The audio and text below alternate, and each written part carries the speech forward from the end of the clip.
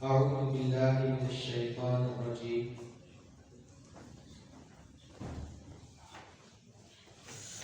وما هو على الغيب بضنين وما هو بقول الشيطان الرجيم فأين تذهبون إن هو إلا ذكر للعالمين لمن شاء منكم أن يستقيم وما تشاءون إلا أن يشاء الله رب العالمين وما هو على الغيب بضنين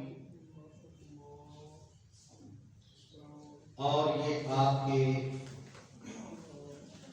ساتھی حضرت محمد رسول اللہ صلی اللہ علیہ وسلم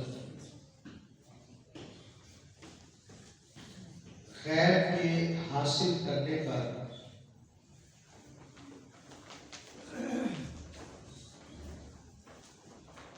بڑے غیر کے حاصل کرنے پر کوئی حریص نہیں وما هو بقول الشیطان الرجیم اور یہ قرآن شیطان مردود کا کلام نہیں ہے فَأَيْنَ تَذْهَبُونَ تو پھر اے لوگوں تم کہاں بھٹکے جا رہے ہو کہاں بھاگے جا رہے ہو ان هو الا ذکر للعالمین یہ قرآن تو نصیحت ہے اور یہ نصیحت للعالمین تمام جہانوں کے لیے نصیحت ہے لمن شاء منکم ان یستقیم اور یہ اس شخص کے لیے رہنمائی ہے جو سیدھے راستے پر چلنا چاہتا ہے جو سیدھا راستہ چاہتا ہے غلطیوں سے بچنا چاہتا ہے یہ قرآن اس کے لیے ہے وَمَا تَشَاءُونَ إِلَّا أَن يَشَاءَ اللَّهُ اور تم کسی چیز کو چاہ بھی نہیں سکتے اور تمہارے چاہنے سے کچھ نہیں ہوتا الا ان یشاء اللہ رب العالمین مگر اگر اللہ رب العالمین چاہے تو تب کچھ ہوتا ہے تو سورت التکویر کی آخری آیات میں اللہ تعالی نے دو بڑے مسئلے بیان کیے ویسے تو مسائل بہت ہیں اس میں سب سے پہلے اللہ تعالی نے قرآن مجید کی تعریف کی ہے کہ قرآن ہے کیا چیز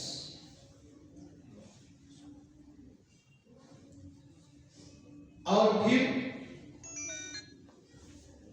تقدیر سے متعلق ایک اہم مسئلے کی طرف رہنمائی کی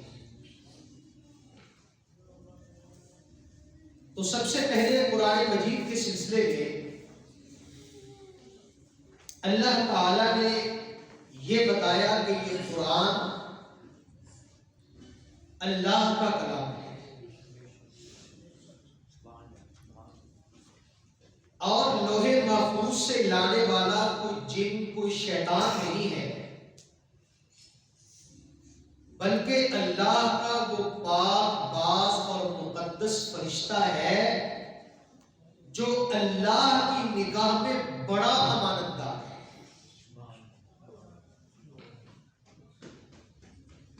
دوسرا محمد رسول اللہ صلی اللہ علیہ وسلم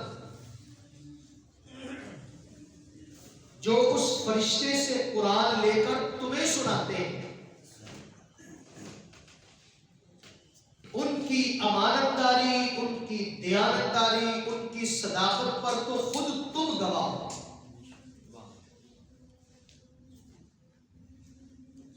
جب جبریل بھیجنے والے کی نگاہ میں امانت دار ہے اور رسول اللہ صلی اللہ علیہ وسلم جن تک چیز بھیجی جا رہی ہے ان کی امانت داری کی وہ گواہی دے رہے ہیں، بات تو کبھی بنتی ہے کہ جو بھیج رہا ہے پیغام رساں کو وہ بھی امانت دار سمجھتا ہو، اور جس تک چیز پہنچی ہے وہ بھی اس کی امانت پر اور اس کی صداقت پر گواہی دینے والا ہو، اس پر اعتماد کرتا ہو۔ تو جب دونوں طرف سے اتنا پختہ اعتماد موجود ہو تو پھر شک کہاں پر پیدا ہو سکتا ہے؟ تو فرمایا وَمَا هُوَ بِقَوْلِ الشَّيْطَانِ الرَّجِيمِ، جب جبریل بھی امانت و صداقت اور دیانت داری، اس کی دیانت داری بھی مسلم ہے، اور محمد رسول اللہ صلی اللہ علیہ وسلم کی امانت و دیانت پر پورا مکہ گواہی دے رہا ہے، تو پھر اس کا نتیجہ یہ ہے وَمَا هُوَ بِقَوْلِ الشَّيْطَانِ الرَّجِيمِ، کہ یہ قرآن آسمانوں سے جو آ رہا ہے یہ کسی شیطان کا کلام ہے۔ بات اصل میں یہ ہے کہ شیاطین کو اللہ تعالیٰ نے یہ صلاحیت دی ہے کہ وہ آسمانوں تک سفر کر سکتے ہیں، اور نبی صلی اللہ علیہ وسلم نے فرمایا کہ شیاطین اس طرح ایک دوسرے کے اوپر کھڑے ہوتے ہیں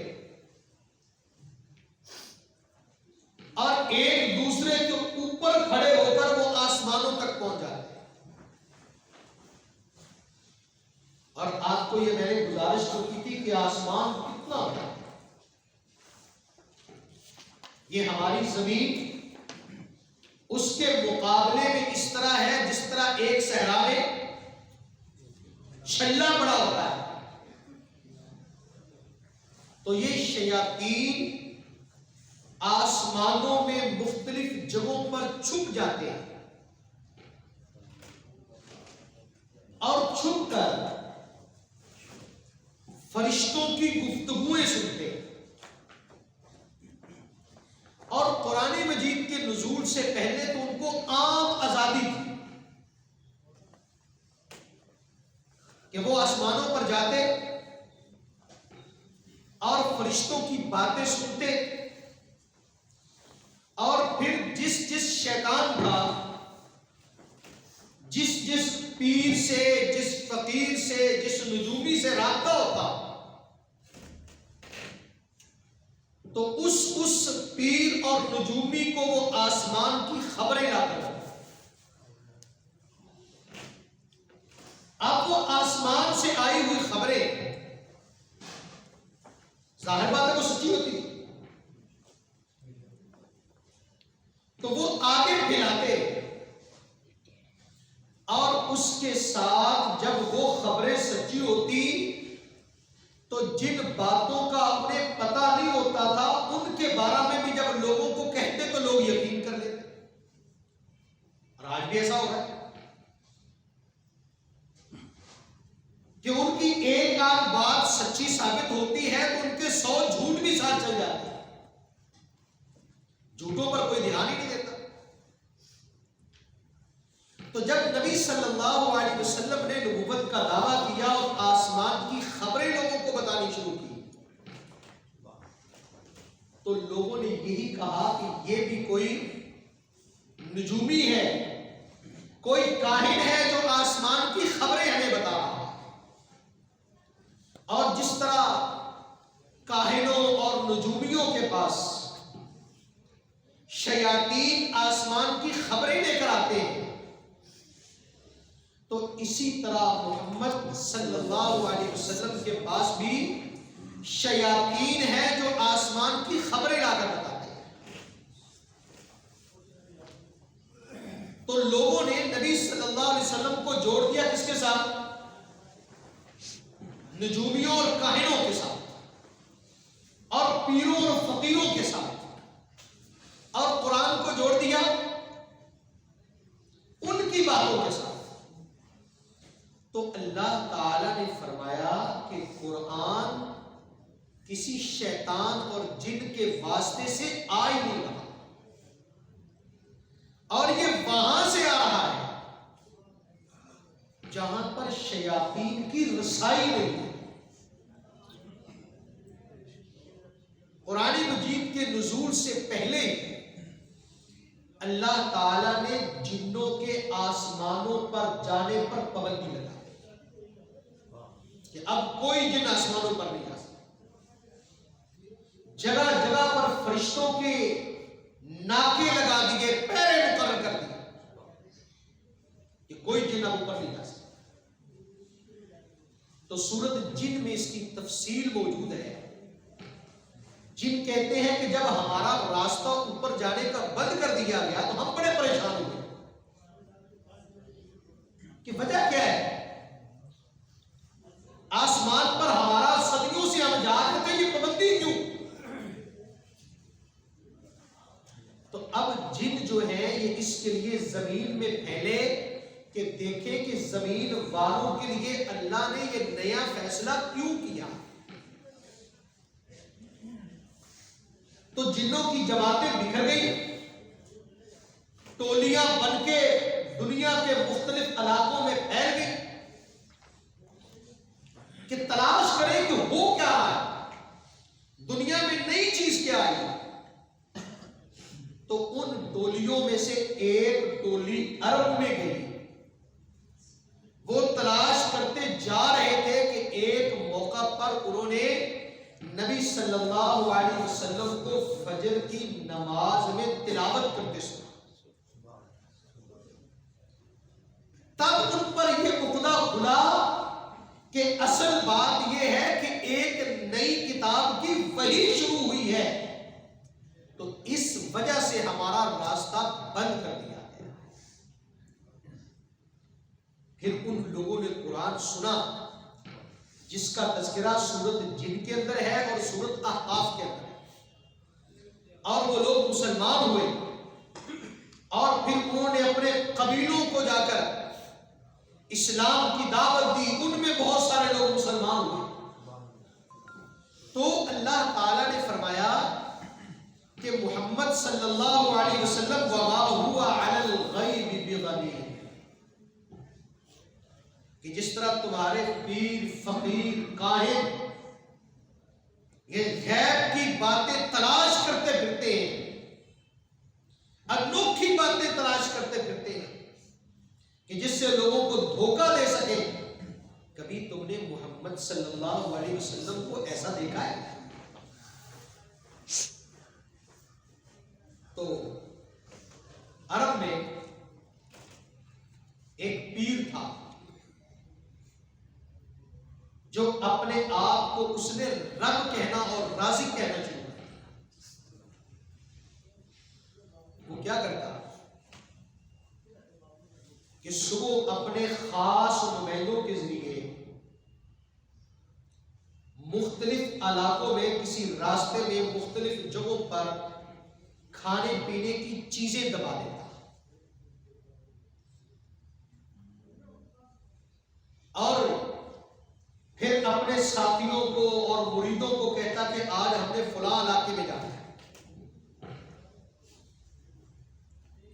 اب مرید بیچارے کھانے اور پینے کا انتظام کرے تو کہتے چھوڑو میں تمہارے ساتھ ہوں نا، میں کس لیے ہوں. اب مریدوں کو بغیر کھانے اور پینے کی چیزوں کے لے کے چل پڑتا. اور جب مرید کہتے کہ جی بھوک لگی ہے، اب پیر صاحب کوئی بندوبست فرمائے،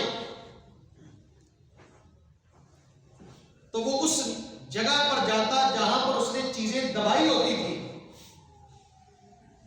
کہتا ہے یہاں سے کھدائی کرو.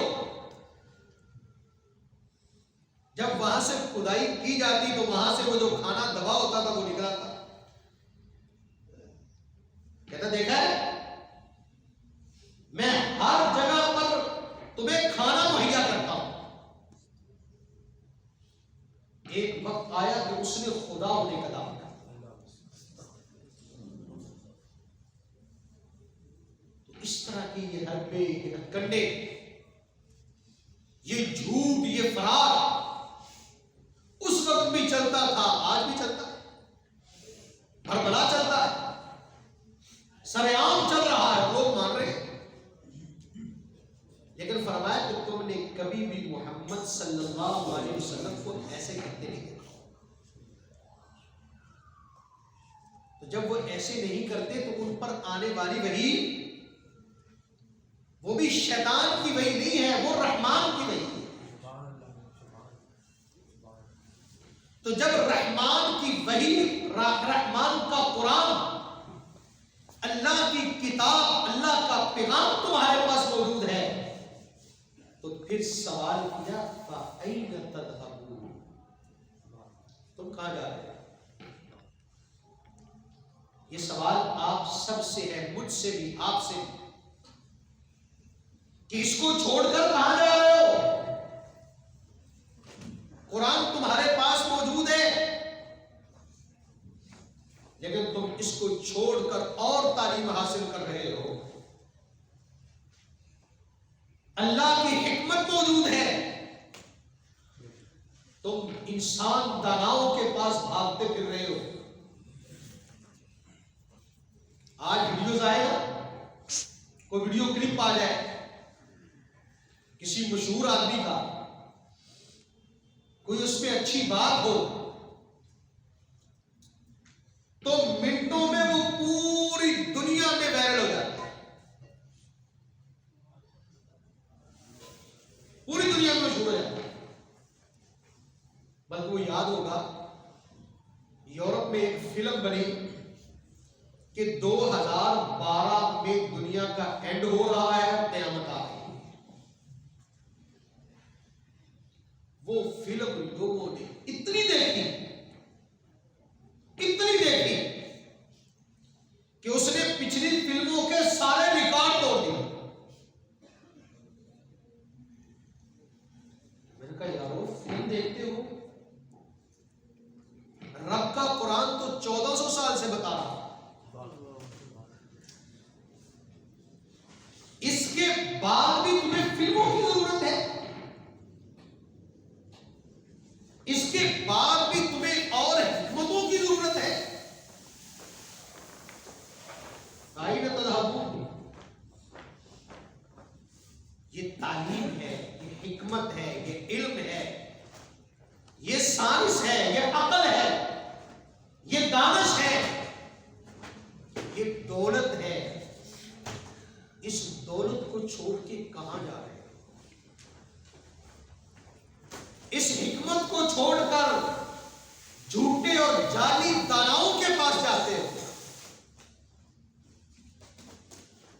اس کے اندر سائنس کے اصول ہیں، لیکن تمہاری حالت یہ ہے کہ اس کو چھوڑ کر سائنسدانوں کی باتوں کو ترجیح دیتے ہو. فَأَيْنَ تَذْهَبُونَ، کہاں جا رہے ہو؟ اللہ تعالیٰ نے قرآن مجید میں فرمایا کہ یہ قرآن دولت ہے جو میں نے تمہیں دی ہے. اب اس کے ملنے کے بعد تمہیں دنیا والوں کی دولت کی طرف نگاہ اٹھا کے بھی نہیں دیکھنا چاہتے. فَأَيْنَ تَذْهَبُونَ؟ نبی صلی اللہ علیہ وسلم نے فرمایا إِنَّ اللَّهَ يَرْفَعُ بِهَذَا الْكِتَابِ أَقْوَامًا وَيَدَعُ بِهِ آخَرِينَ. اللہ اس کتاب کے ذریعے قوموں کو ترقی دیتا ہے اور اسی کتاب کے ذریعے قوموں کو تنزلی میں پھینک دیتا ہے. عزت اسی کتاب سے وابستہ ہے. فَأَيْنَ تَذْهَبُونَ؟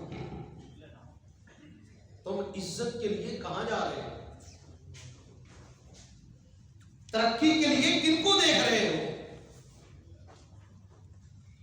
تمہارے پاس دنیا کی سب سے بڑی دولت تھی. تمہارے پاس خالق کائنات کی پسندیدہ کتاب تھی. آج اس کو چھوڑ کر ذرا سوچو، ناول، ڈائجسٹ، دوسری گندی کتابیں، ذرا سوچو وہ کتنی پڑھی جاتی ہے اور اللہ کی کتاب کتنی پڑھی جاتی ہے. ہمارے گھروں میں اخبار، ٹیلی ویژن، موبائل پر روز خبریں آتی ہیں اور ہم گھنٹوں لگاتے ہیں. اور اس کتاب میں عرش سے لے کر فرش اور فرش سے لے کر عرش تک. اس لیے قرآن پوچھتا ہے اس کو چھوڑ کر فَأَيْنَ تَذْهَبُونَ؟ کہاں جاتے ہیں؟ اس لیے عزیزو، قرآن مجید کا یہ سوال ہم سب سے ہے. ہر بندہ یہ سوچے یہ قرآن مجھ سے پوچھ رہا ہے. إِنْ هُوَ إِلَّا ذِكْرٌ لِّلْعَالَمِينَ. یہ کسی ایک شخص کے لیے نصیحت نہیں ہے. ڈاکٹر کے لیے، انجینئر کے لیے، تاجر کے لیے، استاد کے لیے نہیں. جس طرح اللہ رب العالمین ہے، اسی طرح اس کا کلام ذکر للعالمین. جس طرح اللہ اس کے بغیر کائنات نہیں چل سکتی، اسی طرح اس کی نصیحت کے بغیر بھی کائنات نہیں چل سکتی. آج آپ دنیا میں چلے جائیں، ریسرچ کریں، جتنی کامیاب ترقی یافتہ اقوام ہیں وہ ساری کی ساری قرآن کے اصولوں پر. قرآن کو مانے یا نہ مانے، اس کو اللہ کی کتاب سمجھے یا نہ سمجھے، اس پر ایمان لائیں یا نہ لائیں، ایک ہے اس پر ایمان لانا کہ یہ اللہ کی کتاب، ایک ہے اسے پورا کا پورا اپنی زندگی میں نافذ کرنا، اور ایک ہے اس کے اصولوں کو اپنی زندگی میں اپلائی کرنا. جب پاکستان بنا تو پاکستان کا پہلا سرکاری وفد جب چائنا میں گیا تو چائنا نے آزاد ہوتے ہی بڑی تیزی کے ساتھ ترقی شروع کر دی. تو وہ سے تو ان کا لیڈر تھا، تو پاکستان کے وفد نے ان سے پوچھا کہ آپ نے یہ حکومت قائم کی، پاکستان میں نیا نیا بنا تھا، آپ نے کیا نافذ کیا ہے کہ آپ کے معاشرے نے بڑی تیزی سے ترقی شروع کر دی ہے. آپ نے جتنی قسم کی کرپشن تھی ہر کرپشن پر آپ نے قابو پا لیا ہے. آپ نے کیا کیا؟ اس نے کہا کچھ بھی نہیں. اس نے کہا ایک چھوٹی سی میرے پاس کتاب ہے، میں نے اس کو اپنے چائنا میں نافذ کیا ہے. انہوں نے کہا وہ بھی دکھائیے. وہ اندر گیا اور لا کر دی، اور وہ کتاب کیا تھی؟ Law of Umar. Law of Umar. تو وفد کا ایک شخص کہنے لگا کہ آپ کو پتا ہے یہ عمر کون تھا؟ اس نے کہا ہاں مجھے پتا ہے، یہ مسلمانوں کا بڑا لیڈر تھا، لیکن اس میں سے ہم نے اسلام کو نکال کے سائڈ پہ کر دیا. ہم اس کے اصولوں کو مانتے، دین کو نہیں مانتے. تو دنیا میں تمام اقوام، تمام بڑی اقوام، مضبوط اقوام، ترقی یافتہ، آج دنیا میں کوئی ایک قوم ترقی یافتہ نہیں جو اسلام کے اصولوں کو نہ مانتے. لیکن ہم ترقی یافتہ کیوں نہیں؟ کہ ہم اس کے اصولوں کی بجائے ان کے اصولوں کو مانتے ہیں جس پر وہ ہمیں چلانا چاہتے ہیں. اس لیے قرآن کیا کہتا ہے؟ ان هو الا ذکر للعالمین. یہ تمام جہانوں کے لیے نصیحت ہے، ہر شعبے کے لیے نصیحت ہے، ہر شعبے سے تعلق رکھنے والے ہر سطح کے آدمی کے لیے یہ نصیحت ہے. اور ایک جگہ پر اللہ تعالیٰ نے فرمایا قرآن میں نے تمہارا ذکر تذکرہ کیا ہے، آؤ تلاش کرو. ہر بندہ تلاش کرے کہ اس میں اللہ تعالیٰ نے میرا تذکرہ کہا، میری بات کہا، اور آپ کو ملے گی. قرآن آپ کا تذکرہ کرتا ہے، آپ کی ایک ایک چیز بتاتا ہے. آئیے اس کے ساتھ جڑ جائیں. یہ دنیا کی ترقی کا بھی ضامن ہے اور آخرت کی ترقی کا بھی ضامن ہے. السلام علیکم.